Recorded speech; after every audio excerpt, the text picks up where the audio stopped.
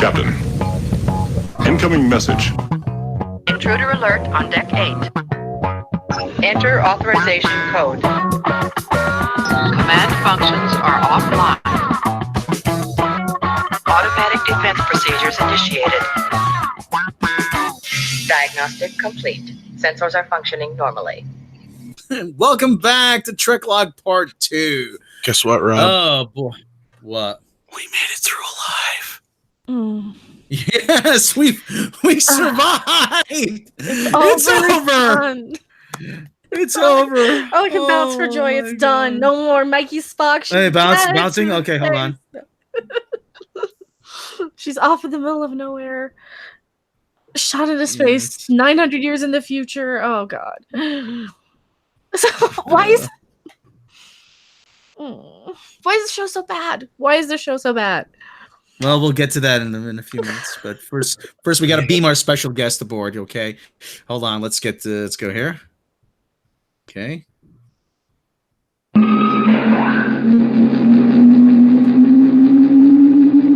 Turn it down. You're gonna burn it out. Turn it up. You're gonna burn it out. Shit. I don't think Okay. You really got to get this looked at, man. I know. You should Let's never give him buy a scan. transporter from a yard sale. I've told you that how many times. Hold on. Let's give him a scan. Make sure everything's okay. Let's see. Okay, everything's all right. You've had corn for lunch. Okay. All right. Q Storm, welcome aboard once again. You pulled me out of there at exactly the right time. They were about to open up an airlock and flush me out into space for no fucking reason. Sounds like us. Oh my God. Sounds like it. Okay, yeah. All right. Before we begin, we gotta for the final time this season. We have to play STD Bingo. Oh yes, there we go. As like I said, we have our new square insubordinate Michael. Okay. All right. Oh, okay. Michael solves a problem. That's our free space. Oh yeah. Okay, Michael solves the problem. That's our free space. Okay. Okay. You are so amazing. Pretentious title. Okay. Pretentious title. Yeah. Let's go. Lens flares. Yep. Plenty of shaky camera. Lots of cringe moments.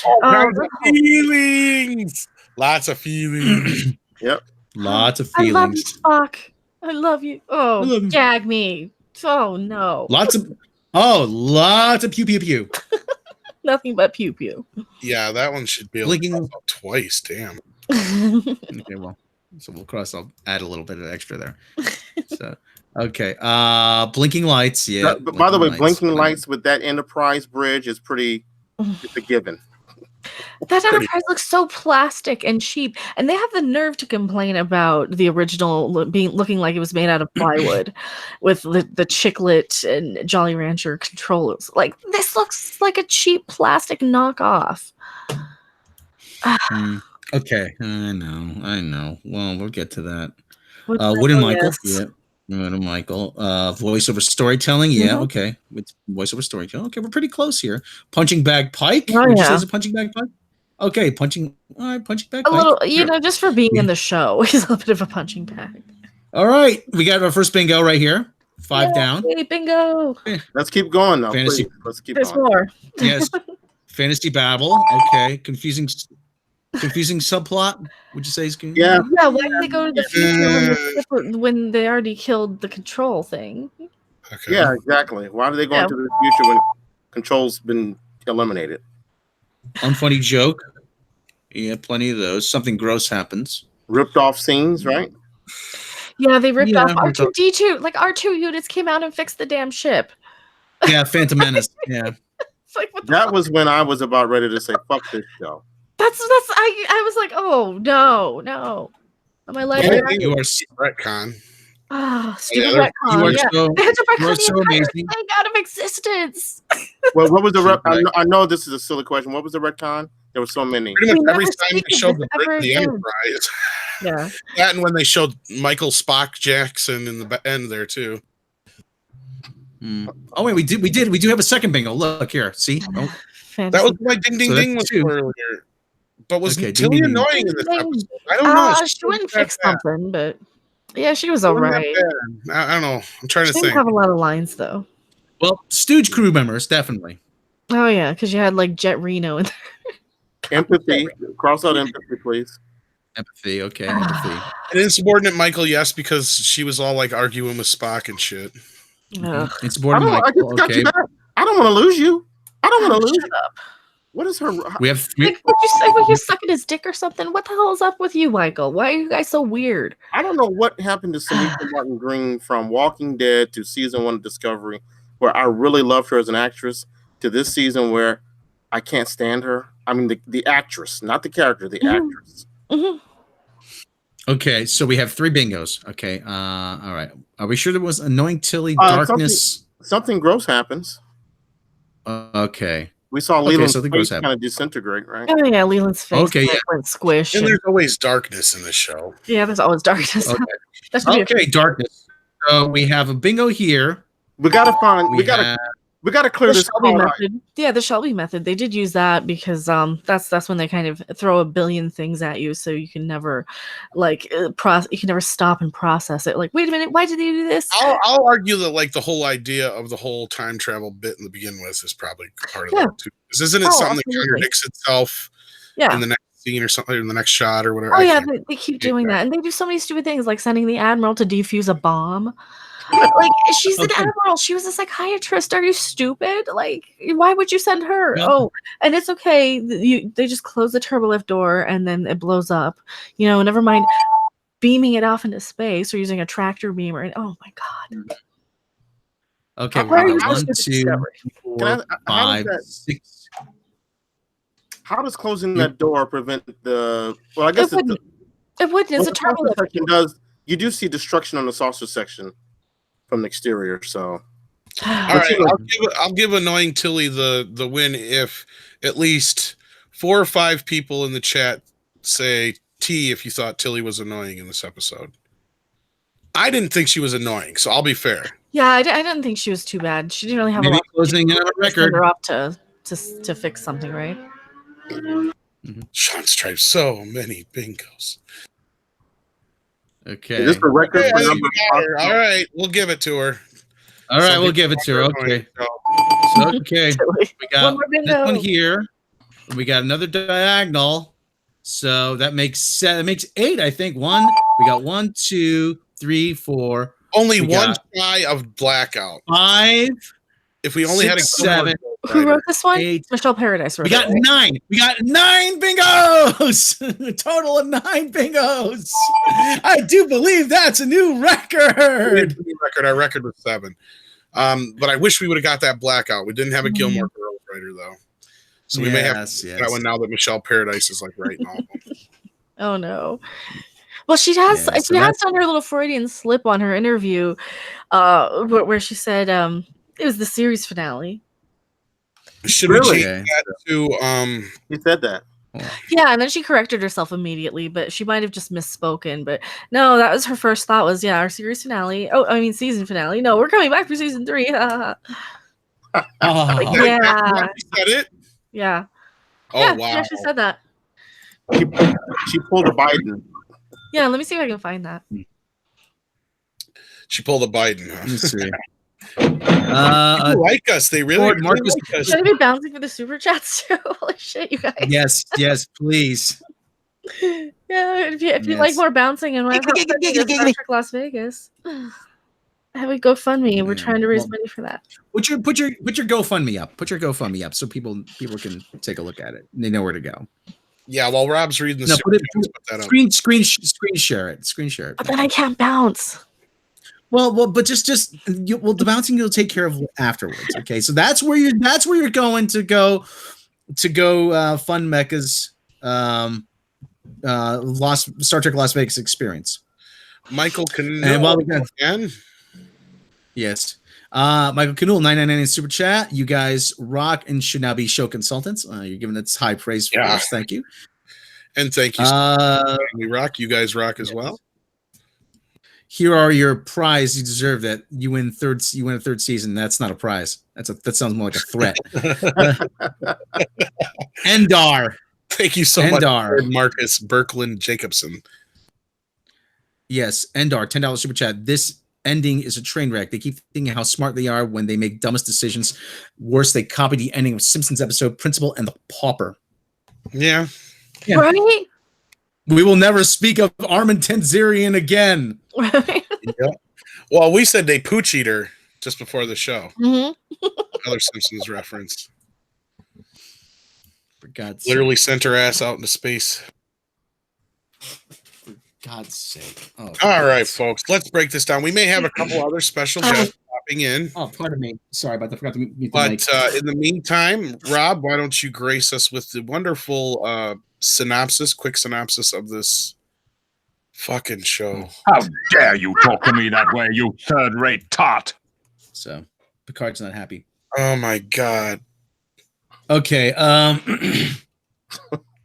Okay. This is coming from from Birth Movie's Death. Okay. After a litany of emotional farewells, Discovery made room for the second part of the season finale to be all action all the time. Certainly doesn't disappoint. Yeah. Okay. On that count, majority of episodes taken up by enormous space battles that feels more Star Wars, Battlestar Galactica than Trek, pitting Section 31's AI-controlled drones against Discovery, Enterprise, and a phalanx of armed shuttlecraft and worker pods. Yeah, those worker pods came out of nowhere. Yep. Yeah, 'cause I've those never are mentioned them before. They just saw that on Star Wars, and they're like, "Hey, nerds like references.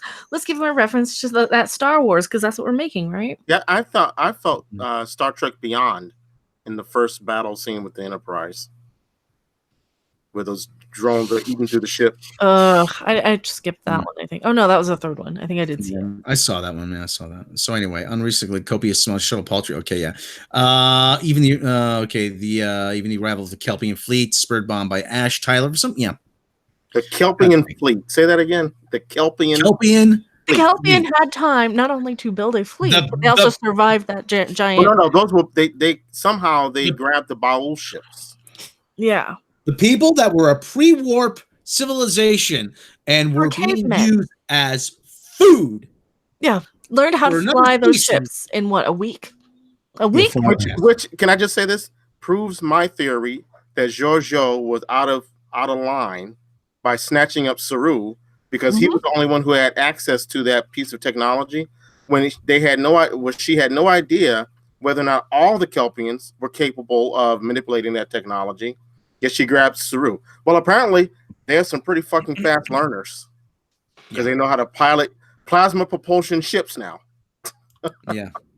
Okay. Naturally, 2 hero ships take quite a beating, mostly uneven fight, with plenty of stunt people being flung around on sets, plenty of pyrotechnics being detonated on those. Stamets is gravely injured, resulting in touching, if unmotivated, reunion between him and Culber, who's decided that Paul is his home and he's not going to transfer to the Enterprise. He probably should have. Transferred to the Enterprise.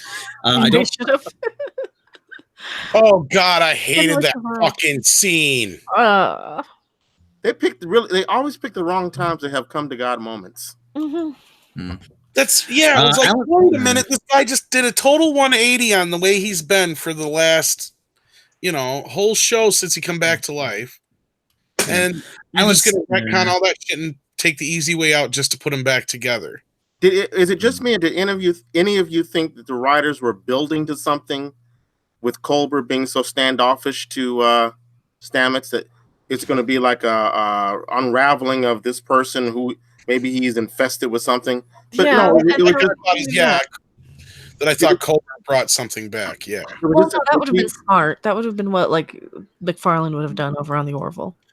Yeah. Well, we have a $2 super chat from Alan Sachs. Thank you very much. Ka-ching. Oh, for God's sake. I'm losing the will to live. Right? This show is so stupid. Yeah, finish the synopsis so then we can bitch. Sorry, that was my fault. Yeah, okay. Among the this guy, whoever wrote this, is right. Among the dumbest plot devices in this episode was an undetonated photon torpedo that embeds itself in the Enterprise's hull. It's dumb in its very concept, because more so in its effect on the story. Ding that it's dumb. That's right.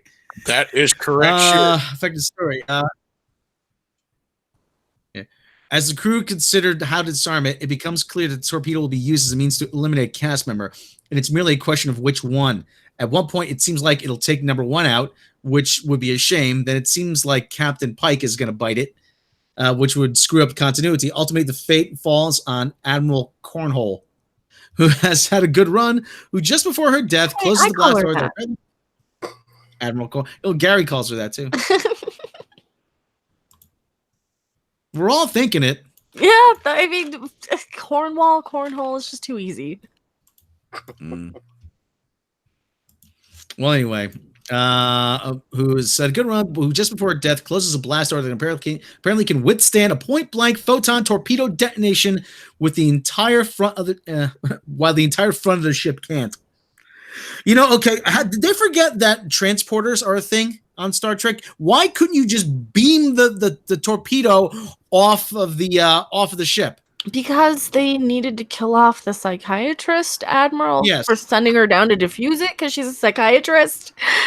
Well, hey, Lieutenant Arium is wondering the same thing. Hey, yeah, when they beam her back. now that I'm too. floating out into space, they could have just transported me to the brig. Oh, well. And put a containment field around her too, and a dampening field. Yep. All this is in service of one thing: protecting Michael. Oh yeah, we have to protect Burnham. We have to protect Burnham. That's the whole thing. Oh, we have to protect Michael Burnham. We have to protect Michael Burnham. Oh, we can't do it. Oh, Michael Burnham's the end all be all. Michael Burnham can protect herself. She's so, if Michael Burnham is so great, why couldn't she protect her own self? And she's putting together a new Red Angel suit. She actually snatches a part out of one guy's hand and says, "Never mind, I can do it." Oh, for God's sake! I had her with that. I had no idea that it was so easy to build a Red Angel suit. It's really simple. Mm-hmm. You get them at IKEA. Yeah, they come in prefabricated. You just put it together. You need, a guy put the schematics online. You can print them up in a 3D printer. It's really easy nowadays. God, like I said, they don't even adhere to their own internal continuity. Captain Hare, $5 super chat.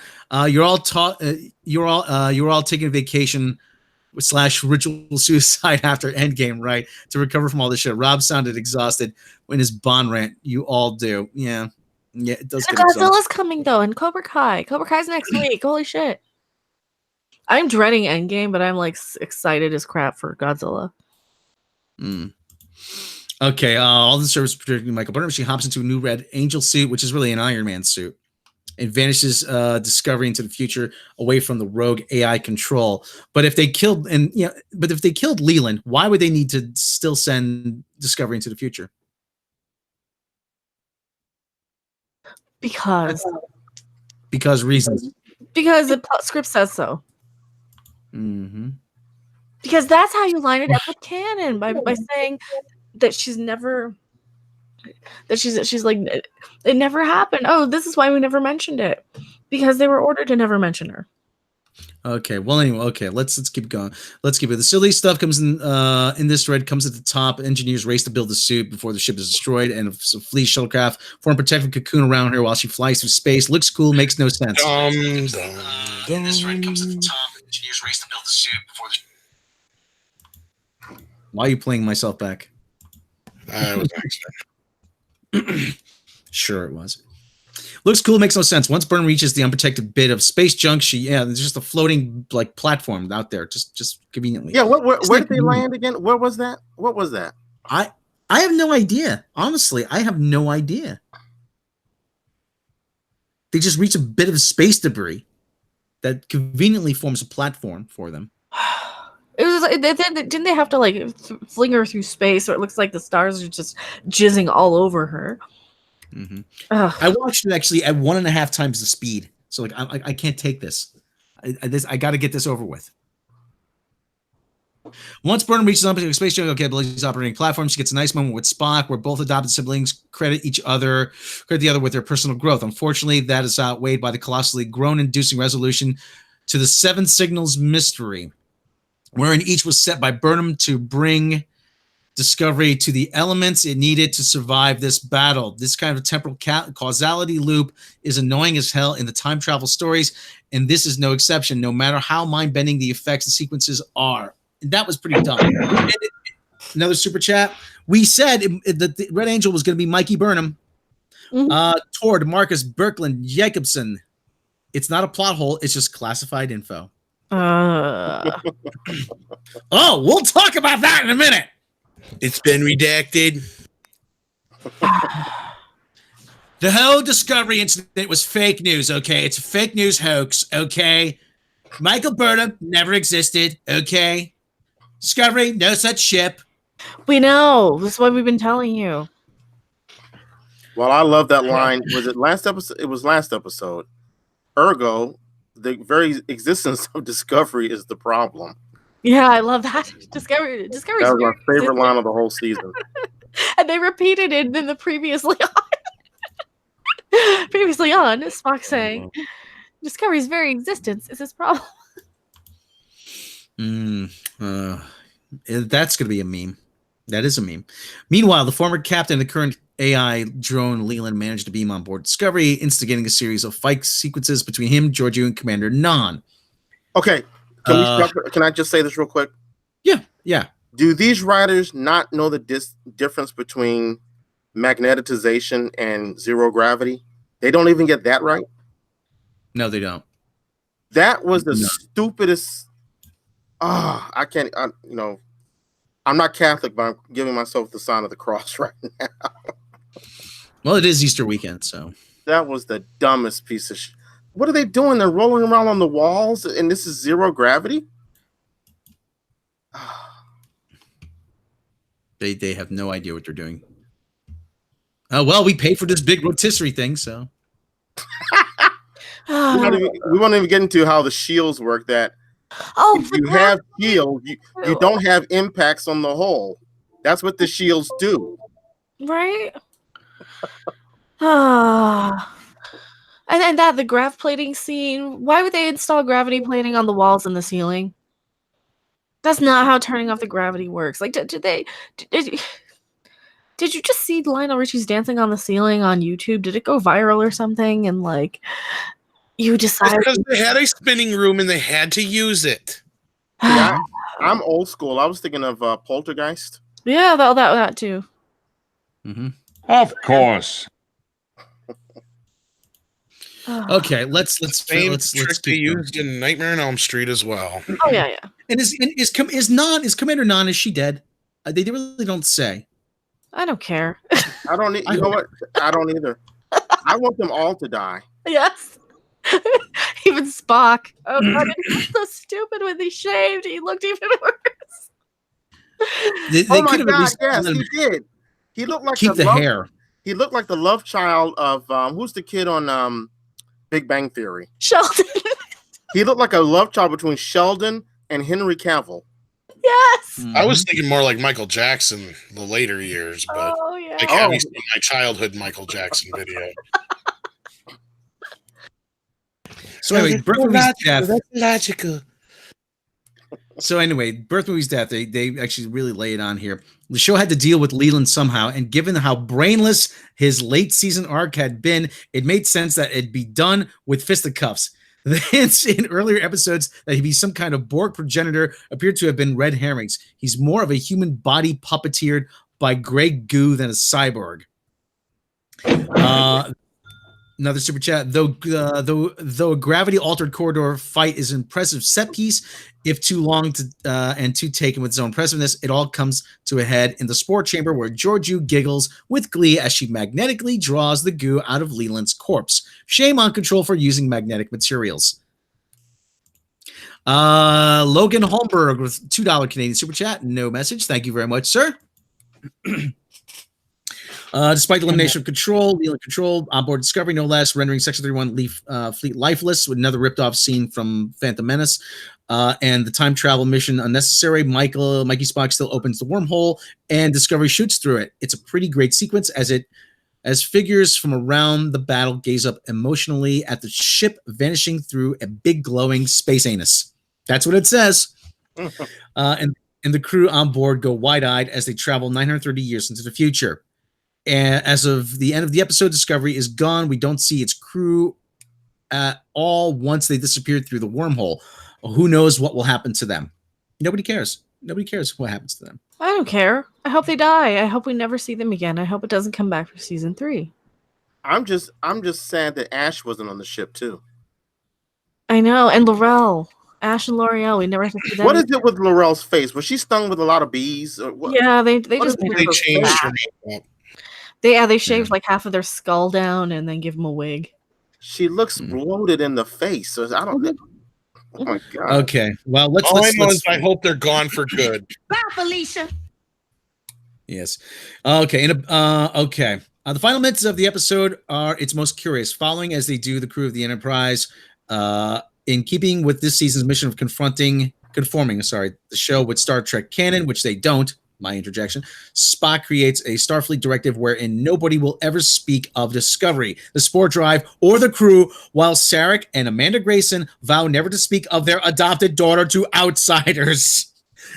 Spock doesn't have the authority to create a directive. Nope. Even I know that. Dear God. And okay. Oh. Nobody has any friends in Starfleet or family that are going to say, yeah, you know that girl with the red hair with the implant? Yeah, she was on the board of Discovery. Whatever happened to her? Shut up. We don't talk about it. You know, really? How many Nobody people were on the Discovery? Yeah, that we didn't see. like. Dear God, they don't. Yeah, what did they think do with the anything- whole crew? Did they like, okay, everybody, you have no choice. Since these 13 people have decided they're coming with us to the future, you're all are going. Mhm. Or did they let everybody off onto the Enterprise? Did they cover that? Because if they did, I missed it. But I think they No, did. they- They did allow people. They didn't obligate people to stay on the ship. No, it didn't seem like that. But they didn't really. Did they touch on that? They went out and murdered everyone who didn't go on the Discovery. That was the number. Oh, Mr. Wolverine, $10 super chat, and they messed up the signals at the end. Started the season with 7, then went to 5, then had to wait for the 7th that they already knew was there. No sense, right? right? Yeah, I They kind of just thought don't know about what that. the fuck they're doing. They don't know what the hell they're doing. They're so stupid on this show. They don't understand. Like, they don't pay attention to their own show. Nope. No one's reading their script. Can I go- Okay. Anyway. Can I go back to something even more esoteric? Yes. I don't. Yes. Maybe it's a nitpick, but they don't even stay true to their own production Bible. What the No. fuck was that with the split screens out of the Brady Bunch? Who knows? Remember that? That was like, Hey. what are you doing? Hey, this looks kind of cool. I got this from my new Commodore 64 computer. These are cool effects, dude. Let's try them. Captain Hare, they ripped off Futuramas into the wild green yonder with the Discovery Planet Express ship flying through a wormhole at the end, didn't they? Hacks, yeah. Okay, continuing. In what must be the Starfleet's quickest promotion ever, Ash Tyler is made head of Section 31. That will receive radical overhaul and greater transparency, which also helps make that division seem less openly villainous. Then in the final moments, we jump back to a clean-shaven Spock who's more comfortable in his own skin, boarding a repaired Enterprise and setting off for new adventures with Captain Pike, number 1, and the rest. It seems like that they were setting this up for a spin-off. Why is everybody looking at me? I just changed my hair. Stop laughing, Tito. It's not funny, Jermaine. Okay. Well, okay. Let me rifle through Well, this. In a bizarre way, Gave us a $5 super chat. He did. He looked like Michael Jackson to me. I love Michael Jackson. Don't get me wrong, but I saw him. I'm just STD like, jumped the shark. Yes, it did. Yes, it did. I say time crystals. Yes. Endar. What did that church do to help them win? Who knows? Okay, in a bizarre way, Such We Saw Part 2 feels like a setup for 3 completely different Star Trek series. There's Discovery, shot at Millennium into the future, where no Star Trek show, barring one short trek, has gone before. A truly exciting prospect for a franchise. Oh, please. Been constrained by interlocking puzzle continuity. There's Ash Tyler, Philippa Georgi's Reform of Section 31, which we already know will be a show in its own right, and which will thankfully be free of asshole Leland. Their words, not mine. And painfully most tantalizing, there's a Captain Pike Enterprise setting off on a new mission, much like Star Trek of old. As far as we know, that third show isn't happening, though given the strength of the 3 core cast members, Mount, Peck, and Romaine, I know. The fairly serious set build undertaken for Enterprise and the winking way the episode ends, it's tempting to believe it might. CBS has stated that their presence in Discovery was a one-season deal, and the ending works as a button on their involvement. But what if? What if indeed the future is wide open? Star Trek, multiple shows on the horizon. It almost makes me forget how stupid the majority of this finale was. Now it seems headed toward new frontiers. I'm newly, possibly foolishly excited for my favorite franchise in the world. You are foolishly excited. Why? Why would you be excited? What? Go ahead. I'm going to wait to start. Okay, well, but go ahead. Stray observations. Georgiou getting the best lines as usual, describing Leland as an AI sausage and telling him everybody hates you. Congratulations. Enterprise repair droids that look something like out of WALL-E, and I hate them. Reno says she can't violate the laws of physics, which makes me want her as a regular cast member even more, which I don't. Casting the Enterprise in a support role in battle is oddly moving. We're so used to it being the center of attention, the flagship. It makes the mission seem more important. Attention-grabbing filmmaking technique of the week: split screen editing 3 ways with red dividers. Yep. Yeah. The effects team really outdid itself in this episode. Tons of effect shots, nearly all of which look terrific, even if their purpose often isn't. Having learned Klingon for Today's a Good Day to Die for a stand-up set once. What? I was pleased to recognize that phrase without reading the subtitles. Nan may be the most sadistic security officer ever in Starfleet vessel. Responding. What did he say? The most what security officer? Nan may be the most sadistic security officer ever on Starfleet vessel. Sorry, I should have been more clear. Responding yum yum to the prospect of making Leland scream. That's the end of season 2. Been a wild ride with high highs, low lows, and a lot of fucking weird shit in between. Until next year and hopefully beyond. Live long and prosper. People that were high were the fucking writers. Yep. And Mecca. We got a super chat from Stargate 404, $5. Help me though. Crazy that an anthology series like Love, Death, and Robots has so much better character development in a few minutes than 2 seasons of the show. It's the same thing we say about Orville. They spend 1 episode or 2 episodes or a few episodes at the most setting up certain characters, and we know a hell of a lot more about them. We know their names. We know what their personalities are, what their purpose on the ship is, their relationships to other people on the ship. Oh, God. Try and name any of that shit on here on STD that has nothing to do with Spock or Mikey Burnham.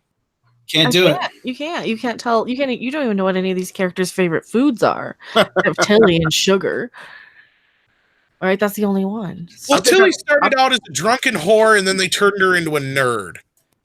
She's still kind of a drunken whore nerd. I feel like I know more about Poe than I do about any of the bridge characters. Right? We know way more about Poe. That's because she's got ADHD and it goes from being like a princess to working in the lithium mines to being a queen to having the planet as her twin. It's ridiculous. To being an award-winning chef. I know. But I'm going to get back to that guy saying that he's excited about next season. I just want to say, I am not excited about this Picard series. I am dreading it because if they fuck up that character, I'm going to be furious. I mean, that's just, I hope Patrick Stewart says, I'm not doing this. I'm listening. No. Oh, he doesn't care. He's paid. Mm-hmm. You're paying me how much? I'm a little teapot, short and stout. Here is my hand. Here is my spout. 51. Million. Yes. Don't fuck up Picard, please. Of course, Excellent. we've already seen him driving a dune buggy and getting his rocks off, and I was gonna say, people are all like, "Oh, I'm not worried because Patrick Stewart's in charge, or not in charge, but he's involved in, what the show's gonna be about and all this kind of stuff." It's like y'all don't forget real fucking quickly that this was the guy who wanted dune buggies and shit in Nemesis. You're right. It's like, come on. He's an actor, not a writer. I love him to death, but I don't want him to write the script. I want somebody who knows Star Trek, knows the characters in and out, because we know for a fact that these actors, they'll flat out admit that 9 times out of 10, the fans know more about the characters than the actors do. Okay, because I'm going to pat you on the bottom. They don't sit there and watch the show endlessly unless they're narcissists. They just live it and move on. Listen, Rob will appreciate this. Okay. Fellow fan. It was during season 1 or 2 where Jason Alexander goes to Larry David and says, "Look, we got to do a rewrite. My character wouldn't do anything like this." Now, even though Larry David said, "Yeah, that's what your character would do because that's what happened to me." That's a classic moment. Seinfeld fans should know that. But the fact is, Jason at least had the presence of mind to be a steward of that character and say, "Wait a minute, this isn't something that George would do." He was wrong, but the fact is, he still went to Larry and said something. Where are these actors? Why aren't they saying anything? Maybe they have, and they got fired and sent to HR. You're right. What happened? You're right. What happened with Anson Mount? Who he accidentally hit somebody, or what happened with that? I don't know about the accidentally anything. We don't know about anything. We have no real details, but the story was brought up for no apparent reason other than just because they were trying to quote unquote probably clear the air, I would say. But why bring it up if it was a non-event? And why was HR involved if it was a non-event? They claim it was an accidental bumping into one of the, a producer or director by Anson Mount? Yeah, I think it was director. My guess is they were getting into a fucking argument and it got too heated and somebody called HR. But they squashed it and worked it out. But the reason it was brought up is because they're like, oh, this has no bearing whatsoever on Anson Mount coming back. It was just never planned that, it was always planned that he was never coming back, is what they tried to play it off as. Stargate 404, $5 super chat. Did you notice that there wasn't a single man on the Enterprise bridge except for Pike? Also, why was Jet Reno telling off Saru? He's the captain. That was one of the few times I actually chuckled, and I'm like, oh, so this is why you brought her on? You need to do this kind of shit more often. That was actually a joke. They actually did a real joke on the show, and it may not have been the funniest joke, but it worked. What did she say? She said, "Stay off my ass" or something like that. I'm on it. Get off my ass. Get off my ass, sir. Sir. It's like, that was actually that was actually kind of funny. I'm like, it was well timed. It worked for the moment. But the thing is that the thing is that like Bones would say something like that to Kirk. And why does it work? Because we know that these guys they're established as they love each other. They're partners to the end. But see, that joke doesn't work with Jet Reno because I don't fucking know her. Damn it, Jim, I'm a doctor, not a bricklayer. Sorry, I didn't mean to talk over there. You're a doctor. You're a doctor. You have a patient. Heal that patient. So I have lost all my patience. Yeah, this show is just it's like boring. It pisses me off, and and the fact that it has to retcon its own existence. Just and these people who love the show are going to be cheering for it. Just makes me so infuriated. You cannot just retcon your entire show's existence, and that's a good thing, right? And you know, right. And then the people who love it, it's insulting to them too. Do we get another super chat or did we already read that one? The Stargate 404. We read that one. We did. There wasn't a single man on the Enterprise. Oh yeah, that's right. Yeah. So here's a question. It seems like this season they did reference all of the short treks except for the Escape Artist. That was one with Harry Mudd. Harry Mudd. So I'm going to assume that, and I don't know if I already said this or if I said this off camera, but that the ending of this episode is going to link up somehow with the Calypso short trek, where the the Discovery was 1,000 years in the future, and some guy gets on. It's gonna be like something of the AI survived and evolves, and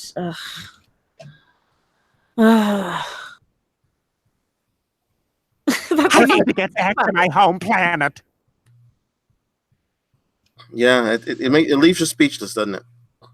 Yeah, it does. I just want to say, guys, and everyone listening, I was a staunch defender of this show. I would fight people on Facebook, Twitter after season 1. And I'm like, no, this is the new Star Trek. I love the stuff in the past, but that was the past. This is the new Star Trek. What fucking cocaine was I on? Well, like a lot of people, you were holding out hope that it Oh, was yeah, somehow there's- going to find its feet and get better. You see, none of us want to hate Star Trek. We all watch this because we're all fans of Star Trek and want to be excited for it. We want to love Star Trek. We want to be like, oh, I can't wait for the next episode. And we have that with the Orville, at least. You know, I mean, we don't criticize it because we want it to fail. We criticize it because we want them to say, we're sorry, we're going to do better. You know, we're going to actually do better. But what do we get? You know, we get, you know, threats and you know, every other damn thing that we get from the people. We get the paid marketing weenies coming after us, leaving comments, reciting the same like 5 or 6 things over and over again.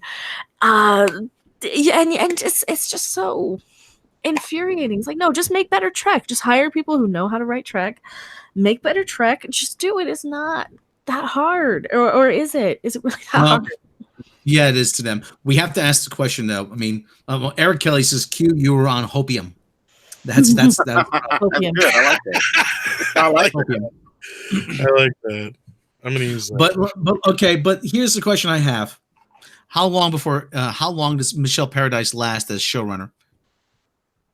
I don't think she makes it to beyond the first couple episodes of season 3, if there is a season 3. Yeah, probably not. I mean, she's even like let slip. She might have misspoken, but this is kind of funny. Where when she was being interviewed for the StarTrek.com, their little fluff pieces, she said, you know, oh yeah, we're the series finale. Oh, I mean season finale. We're definitely coming back for season 3. Like, really do it now. You know, if that's the first thing in your mind, right? You might. It's Freudian slip. They don't call it a Freudian slip for nothing, right? Maybe it isn't coming back. Maybe they don't know anything yet.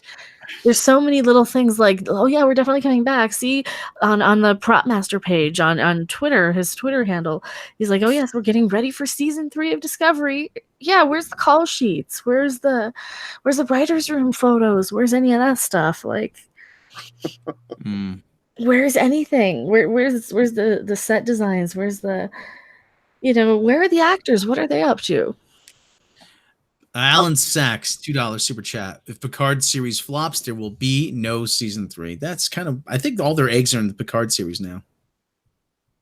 What do you guys think about the cast members? I'm looking at the cast members and I'm thinking, okay, they're young, they look kind of millennial. That's not necessarily a bad thing, but it definitely speaks to the tone they're going for, I think. Well, it's a common technique. I mean, I'm a huge fan of the Beatles. I'm a huge fan of Paul McCartney, and what he commonly does is, you know, because he's 75 now, but what he did was he surrounded himself with younger musicians to try to make him appear more youthful. Right. That's what this seems like they're doing. They're surrounding Patrick Stewart with younger actors to try and sort of, I don't want to say compensate, but they are going to be doing the physical stuff that he can't do anymore.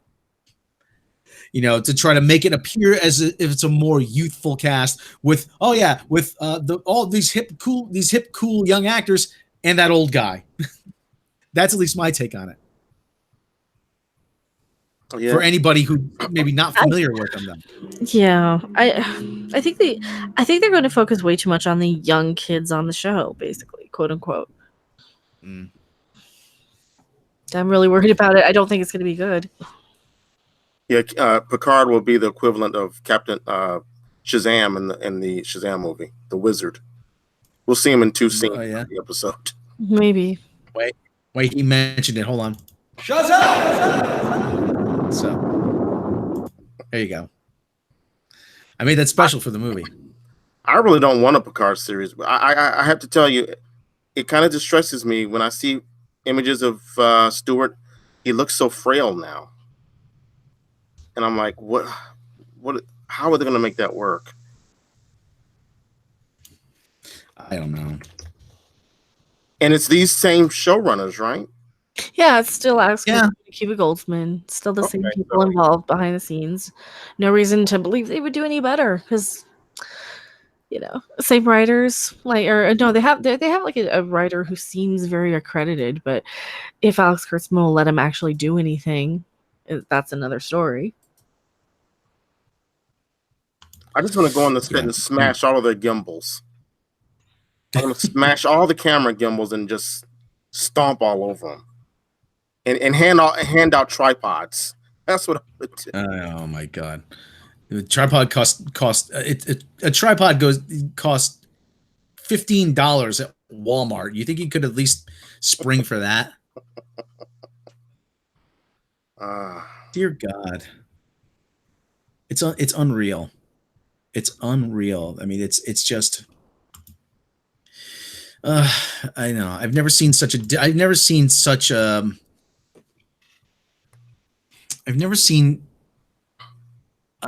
show that is so haphazardly written and executed as this one. Toward Marcus Berkland Jacobson, 50 Norwegian kroner super chat. Pop quiz: Was Lisa Left Eye's job? What was Lisa Left Eye's job on the ship? Mrs. T's job on the ship. Michael Burnham had no job on the ship. She was Specialist Burnham. That's all they kept saying. She's special. Lisa Left Eye. She was Commander. Lisa Left Eye, Commander Specialist Burnham. Lisa Left Eye, I think, was a navigator. I think. Well, did you notice that? Maybe I'm wrong because I'm a little shaky on my TOS canon, but was number one typically at the helm? I think they maybe, depending on which station they were at, because I know Spock was the science officer, but he was also the first officer. Okay. And then what did Commander Riker do? Because Commander Riker was like Kelly. Riker sat around and looked good. That was about it. Yeah, it was like co-pilot, sort of, by the time they had Riker was typically in the command chairs, in one of the command chairs. Right. With Deanna Troi, who had no business being on the bridge, really. Exactly. Yeah. Well, she was there to look good. Yeah. That too. Mm-hmm. Lisa Left Eye was the helmswoman. The Mrs. T, she was like navigator or something. I don't know what she did. Something close to navigator. Surrounded by pretty people. Yes, you do. Yes, you do. I like big Asian butts, and I cannot lie. That too. Yeah, so you give me those quotes, and it doesn't really bode well for Patrick Stewart stepping up and stewarding his character. Old Man Picard will be a great show. Mm-hmm. Yes, it will be. And what will be sitting in a chair, and I'll go, "Hey, you young person, go do this Star Trek thing for me." I think old and crotchety. They'll treat him like his Professor X character in Logan. He'll be. I have a mission for you. He'll be carried around. Ironically, that's where Old Man Picard, the voice, came from. We started doing the joke of, what the hell are they going to do? I was like, yeah, it's just going to be like when he's in Logan and he's like, you're all just waiting for me to fucking die. It just kind of went from there. It's like, why bring me into space? You're just bringing me up here to kill me. Yeah, that's pretty much how it started. Yeah, of course. And we kind of ran with it there. From there, somebody made the mistake and told me it was funny. You know what I think this season really needed? It needed more Lorca. I gotta say, I think that's one of the biggest differences between season 1 and 2, other than the fact that it seems like there was a huge shakeup in the writing staff because the writing got fucking piss poor this season. But Lorca, man, I missed him. Well, Lorca's kind of. I'm sorry, Lorca was an authoritative presence. That was the thing. Yeah. I was gonna say, it almost seemed like they were setting up Michelle Yeoh to kind of take that place, and then they turned her into a goody-goody two-shoes in the last half. I don't know. I don't have much more to say other than thank God this is over. Thank God it's over. We don't have to torture ourselves with this. Oh, thank God it's fucking over. Until season 3. I'd like to see if they actually bring it. I know, bring it. I dare you to make a season 3 at this point. I got to don't. Wait, we'll be 900 years in the future. It's dumb. You should have started the fucking show here. That's Dumbass. what everybody's gonna say. Well, I gotta Don't dare them. I gotta tell you, the shots at the end of the finale, the long panning shots, and Spock walks onto the bridge. It sure seemed like they were saying, "We're done. This is we Well, yeah, wrapped up." yeah, it's like from here on out, we're gonna see, whatever we're supposed to see. But that's what makes me so pissed off about this shit. They're like, "Oh, we're gonna explain why it fits in the canon. We're gonna explain why," or Prime, because that's kept using the word Prime. Remember?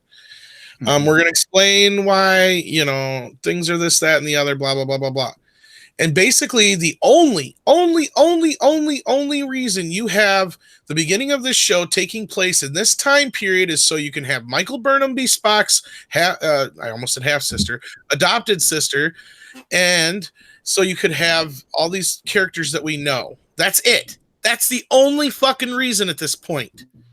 Because basically, if you would have just started this fucking show 1,000 years in the future where they went in the first goddamn place, nobody would have cared. It still probably would have been a shitty show, but we wouldn't be sitting here talking like this right now about it. No, But we it could be- I want to push back on it a little bit because I don't care what this show was.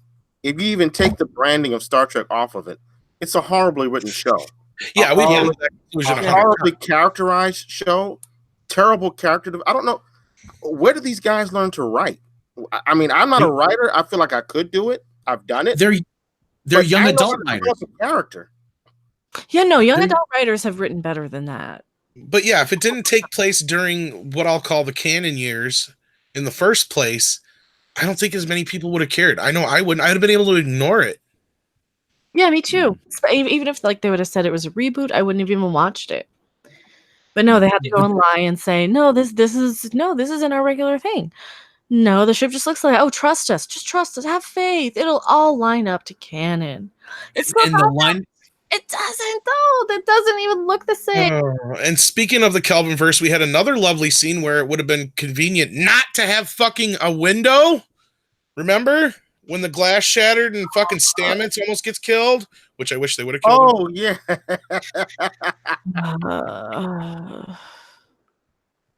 dear God, it's yeah. I should have took notes during this show because I would have been sitting here just ripping it to fucking shred. Well, I used to take notes, but that's the Shelby method. You cannot physically, you don't have the time to sit there and take notes about every stupid fucking thing they do. Yeah, that's a good point. And that's why I have to watch the show twice.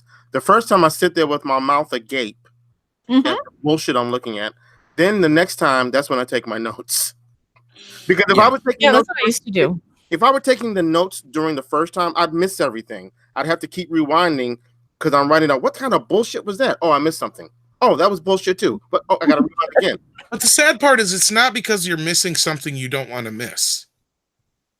No, you're missing something you need to pay attention to so you don't miss something good to criticize.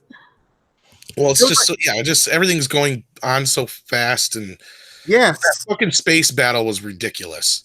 That was the most un-Trek thing I've ever seen in my entire fucking It was life. Star Wars. I couldn't keep track of all.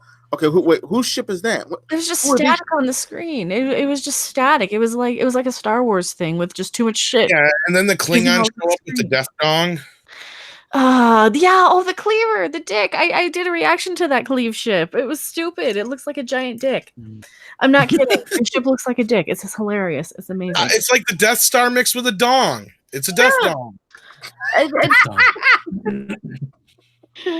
See if I can find it. It's great. That Klingon is obviously compensating for something, and then it's the.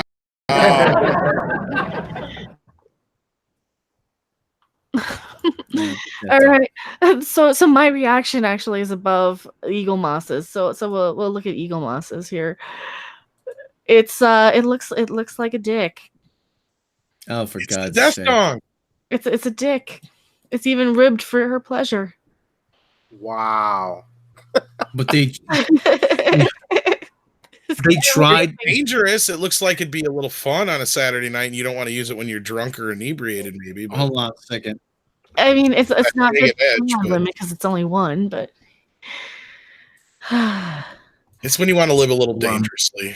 yeah, there's my reaction to it because it's kind of hilarious. So no, they can't even get good ships on this show. It's just ridiculous. It's just ridiculous. The death. The death For God's dog. sake, I thought. Hashtag death. I thought. It looked... Well. If I like actually said, I don't start have hashtag death dong, I'll be so happy with myself. That's so hilarious. Hashtag death. Sean Stripe says, "Oh no, we have a laugh track now. That's we just trot that out occasionally. Don't worry about it." Besides, All right. they're dead people. They're in a can.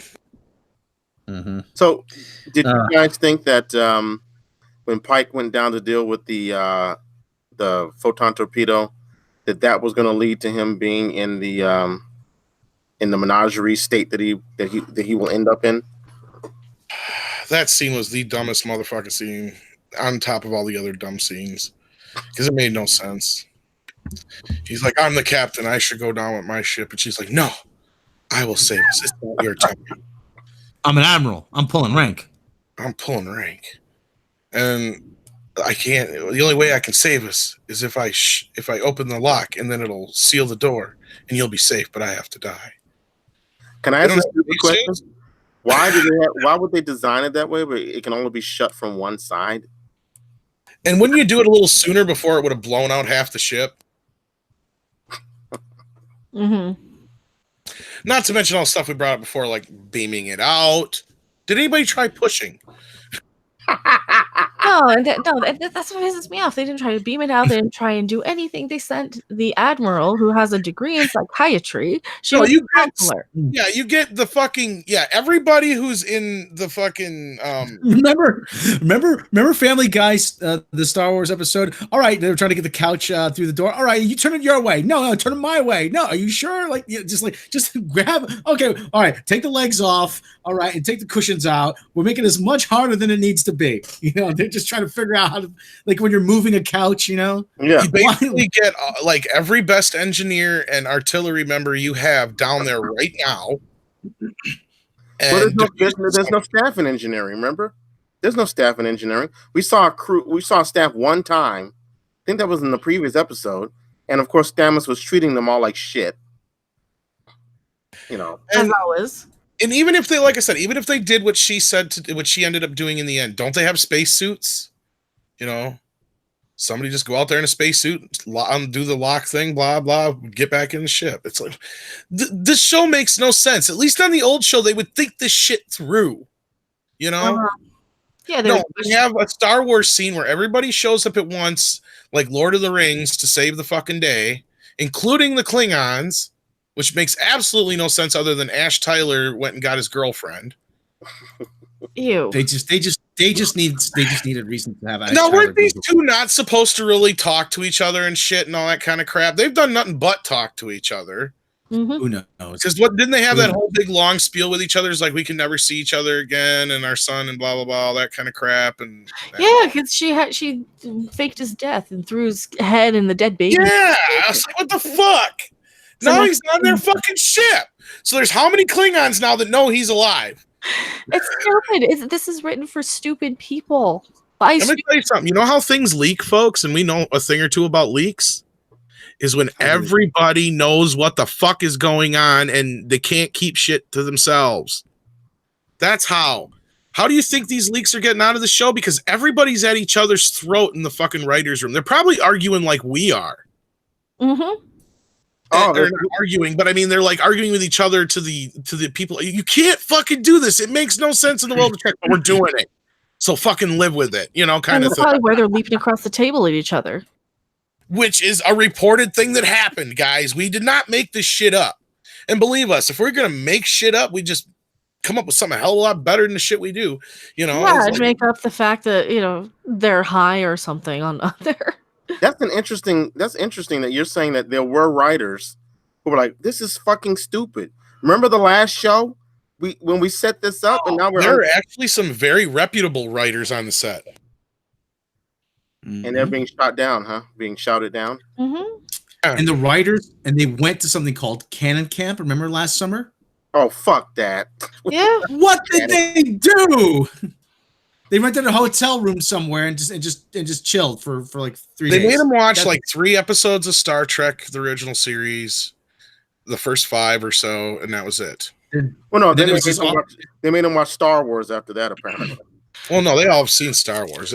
That was what JJ did Kurt Smith did for watch their 3 episodes of the to Star Wars. Yeah. Watch 3 episodes of the original series. All right, it's time for the. Can we make the 6 o'clock luau? Down This is boring. How Take do that we back. All they ended up watching was the menagerie, and that was it. Yeah, this is boring. How do we make this less boring? That's not they can make it through, probably. Yeah, Captain And April. that's just probably why they got the impression that nobody would watch the shit. Because the stuff in the original pilot was still cheap and not Yeah, finalized. the pilot. It was the unaired pilot. It didn't air until the 90s or 80s, right? Yeah, 87 or 80. Outside of the chopped up version or whatever. Yeah. Yeah, Captain Robert April actually brings up a good thing. He said Robert Meyer Burnett said the other day, Kristen Beyer, she wrote some of the Star Trek novels. She must cry herself to sleep sometimes. I'm like, yeah, if I was a writer on the show, Isn't she one of the ones on the show? Yeah, I was gonna say, isn't she one of the ones on the show? Yeah, Yeah. she's in the writer. They're probably not letting her do anything. Yeah, I'm imagining she's probably one of the ones who are quietly either keeping their shit to themselves or might be one of the ones jumping across the table trying to choke Or somebody. maybe they're adding in little things here and there, like Discovery's very existence is his problem. And I like silence. You got a point. That's good. all right. Just get little shit past them.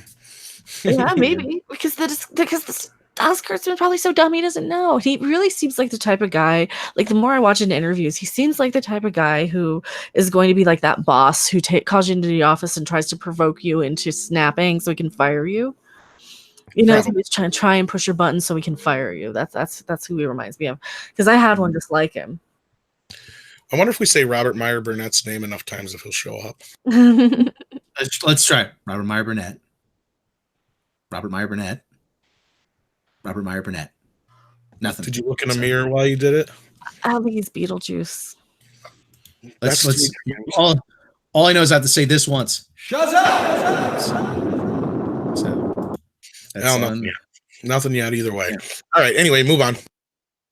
Okay, I don't have anywhere to go with this except that this season has been a complete, utter, total waste of time.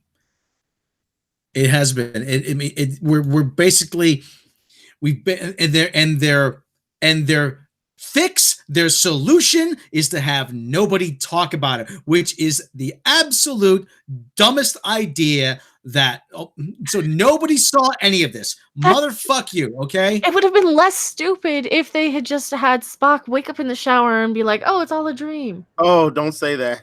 It would have been less stupid. It really would have. That was the most illogical dream I've ever had. Did you see that? Q wake up. Have Picard wake up in bed. Have Q sitting there.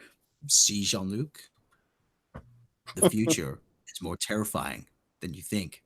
So is your past. You know, You're telling me there's no boobies in the future. Is that my cue to turn on the camera and bounce first? And I'll never live again. Oh, yes. Let's have Mecca do a little fundraising while we're. Yeah, there you go. So we're trying to get to Star Trek Las Vegas. Yay! Also, Star Trek Las Vegas. Where is it? We are at $946 of the $2,000 goal, and I would like to cover the thing. Oh, it looks like they're saying your face is in the way here on my playback. That is a really nice, cute top that you're wearing there. So yeah, get us to Vegas, where I will be in the pool and doing zipline stuff and talking about Star Trek and going. By us, she means her and her two friends. They're not us. Yeah. Well, I mean, not like you guys wouldn't be. It'd be fun, but yeah. Rob's face. Is it still in the way? Is it still in the way? All right. No, they ain't gonna be happy. Hey, my face is exactly where it wants to be. Okay. Boating. So yeah, we're $946 of the $2,000 goal. Now this is only hotel and tickets and travel. And that's nothing. That doesn't include food. It doesn't include gambling. It doesn't include a camera to film anything because I do want to film everything that I can. Who's gonna be there? Everybody. It's like DS9 25th anniversary. So awesome. They're doing Brent Spiner has a concert where he's singing with his band. They've got like the DS9 Rat Pack people. Brooks doesn't do conventions, does he? Avery Brooks, I know he's not going to be there. I don't think. But they have. Is Lita going to be there? What's her name? Yeah, Lita will be there. Oh my god! You can get a picture with her in makeup. You can get a picture of Ram and Nog in makeup. That might be worth the trip. Yeah, it's cool. It's cool. So there's a lot of people going to be there, and we're going to do the creepy cast out there. I think live from somewhere. One night. All right. I want to meet Mark Alamo and the guy who played Damar. Casey Biggs. Casey Biggs, right? Yeah. Yeah, he's gonna be there. He's part of the Brat Pack concert with Jeffrey Combs is in there and Jeffrey Combs, yeah, that'd be freaking Las Vegas in July. I may burst into flames. I know it's the surface of the sun. It is the surface of the sun, but everything's indoors and air conditioned. So yeah. I'm still remembering when I went to Disney World when I was 18. I came back. I actually had to go to a doctor. I was sunburned so bad. Wow. Yeah, that's so bad. I could barely move. Don't touch. I was like, don't touch me, please. Wow. So I mean, we're talking about DS9 now, and I'm like, it's sad. It's really sad.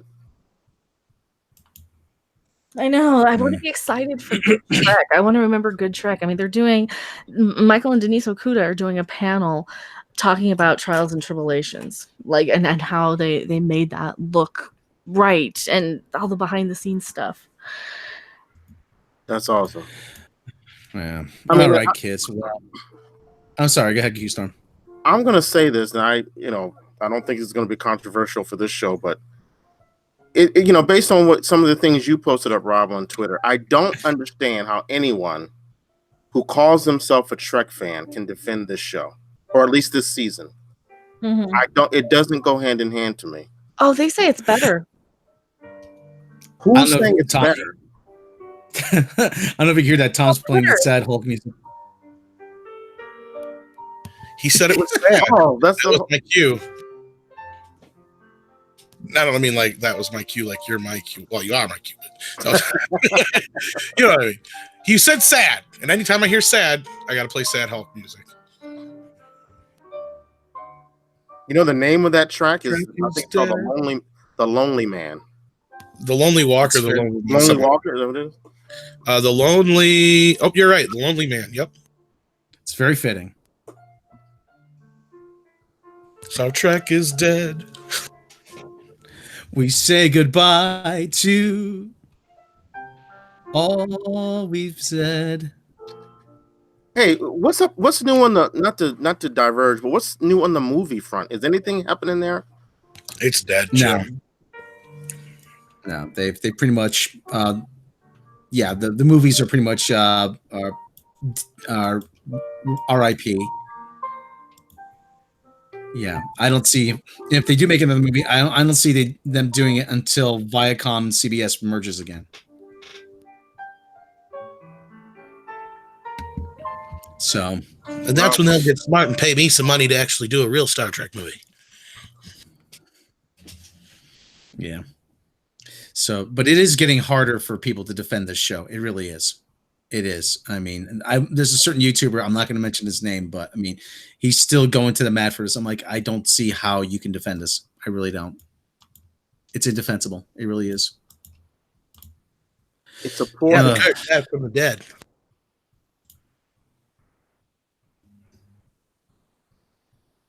No, the show is so bad. You cannot point out everything that's wrong with it on a tweet. You can't point out everything that's wrong with it if you sit there and take notes. When I was first doing my reviews, on my second viewing, I would sit there and take notes to everything that was wrong with it. And after about typing ferociously for like 3 or 4 hours some nights, I figured this isn't worth my time to pick apart like that in that depth, because they don't put that much time and effort into the show.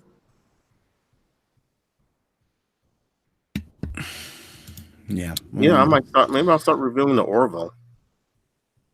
The Orville's good. Well, Mecca doesn't like animation, but I can also say there's a series called Final Space, which is really good. So Mecha, we've had this discussion. She doesn't like animation, so we just respect that. So, but you might enjoy that too. It's actually some pretty good side. So you're What not is that? To be fair, I don't like anything though. So you're not a fan of Incredibles, Toy Story, Oh God, no. Well, I never saw Incredibles, so Finding Nemo? No Finding Nemo. never saw it. Wow. I'm not a Disney person. She's not a very big into animation and Disney and stuff. Yeah. She's a machine. She's a heartless I'm a automaton. Harpy. Yes, mechanical harpy. How about anime? Not even anime. Oh No, God, no. I've recommended several things, and it's like I've said like I said, based on her preferences, I said maybe this you'd enjoy this. She says no. Okay, fine, no problem. Okay, wait. No What problem. about Into the Spider-Verse? Come on now. I didn't see it. Oh, you didn't know that Rob and I were like the only two people on Earth who hated it? Yeah, we're the lone dissenters. And I was so disinterested in it, I didn't even want to watch it. Okay, The first time I saw it, I didn't like it, but I saw it again, and because I was falling asleep halfway through. But the second time I saw it, someone said on Twitter it's probably the best Spider-Man movie ever made, and that's arguable. But I Yeah, could so see your it. first reaction was you were falling asleep to it until somebody said that. Well, I was kind of tired. Oh, okay. All right. Okay. I don't have anything else to say, guys. Final words. I don't think I'll be watching season 3. Yeah, if there is one. I was hoping we had some more guests show up, but that's all right. We do want to thank everybody out there for watching us this season and putting up with the show with us. I know a lot of you out there watching basically vicariously watch this show through us, which is kind of amazing.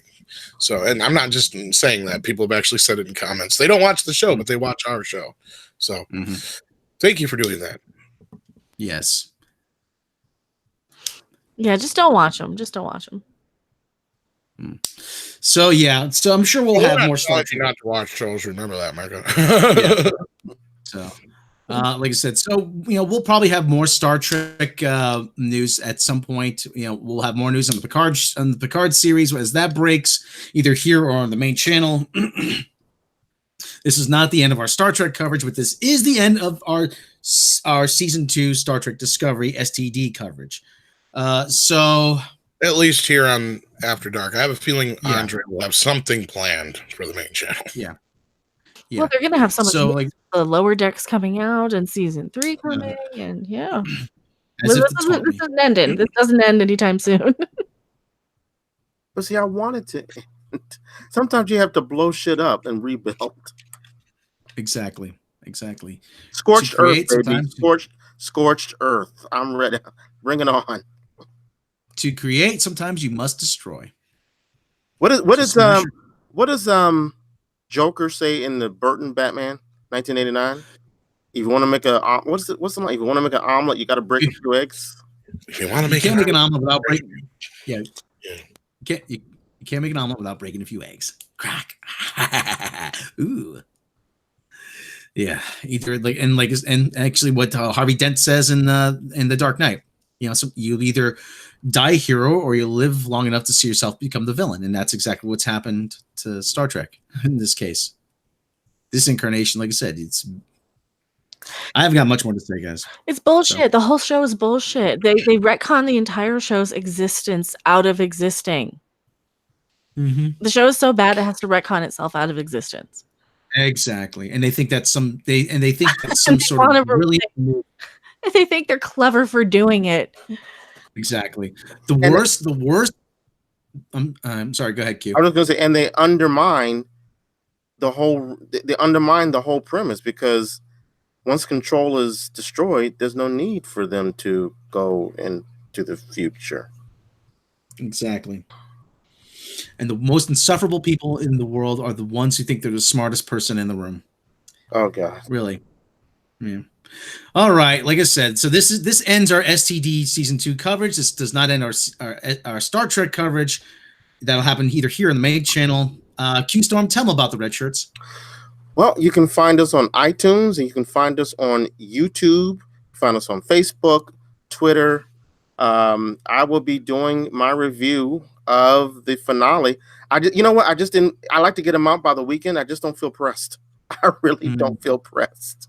But I'll put it up on YouTube, and you can download it from iTunes. And yeah, it'll be the end of a lot of suffering, a lot of pain and suffering.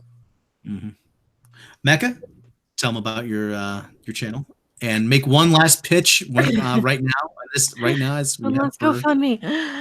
Yes. I am Macarena 42. Oh, I've got to go over here. I subscribe to me on YouTube. I talk about Star Trek and Star Wars and Brie Larson and all the things, and I'm trying to bounce to raise money for the Star Trek Las Vegas convention thing. Over here, there it is on the screen share. We're at 946 of the $2,000 goal. So thank you guys so much for everybody who's donated. I really appreciate it. I don't think Brie Larson would be happy with your bouncing. Oh, she bought a pair so she can bounce her own. Wow. Wow. Brutal. Hey, she's a brutal little you know what? So she does seem like an unpleasant young lady. Yeah. It's late for karaoke. I forgot about that. Yeah. All right, everybody. You can check us out on the main channel. Check us out here. Like, subscribe, click the bell icon on both of them. Patreon will get you bloopers, outtakes, lost episodes, and more. Support us all for as little as $1 a month. And if you don't have the means to support us financially, like, subscribe, share with your friends, because we cannot do this without you. Q-Storm, please step onto the transporter pad. Yes, sir. Okay. Better work this time. I don't think our insurance covers pretty sure. We did get him to sign the waiver this time, right? All right, everybody. Thanks for joining us. We'll catch you next time. Incoming message. Intruder alert on deck 8. Enter authorization code. Command functions are offline. Automatic defense procedures initiated. Diagnostic complete. Sensors are functioning normally.